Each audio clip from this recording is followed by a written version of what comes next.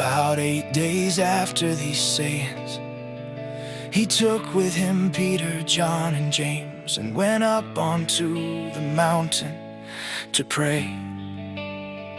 As he was praying, the appearance of his face was altered, and his clothing became white and dazzling.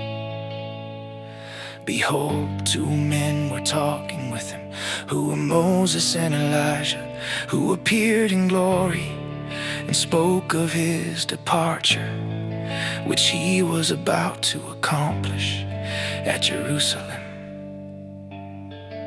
Now Peter and those who were with him were heavy with sleep, but when they were fully awake, they saw his glory. And the 2 men who stood with him, as they were parting from him, Peter said to Jesus, "Master, it is good for us to be here. Let's make 3 tents, one for you, one for Moses, and one for Elijah." Not knowing what he said, while he said these things, a cloud came and overshadowed them, and they were afraid as they entered into the cloud. A voice came out of the cloud saying, "This is my beloved Son, listen to him." When the voice came, Jesus was found alone. They were silent and told no one in those days any of the things which they had seen. On the next day, when they had come down from the mountain, a great multitude met him. Behold, a man from the crowd called out, saying, "Teacher, I beg you to look at my son, for he is my only born. Behold, a spirit takes him.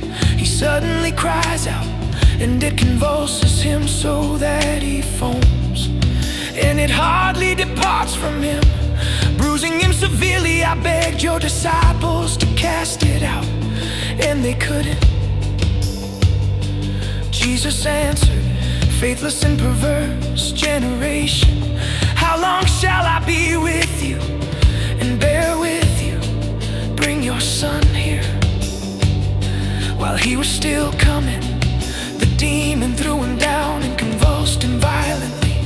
But Jesus rebuked the unclean spirit, healed the boy, and gave him back to his father. They were all astonished at the majesty of God.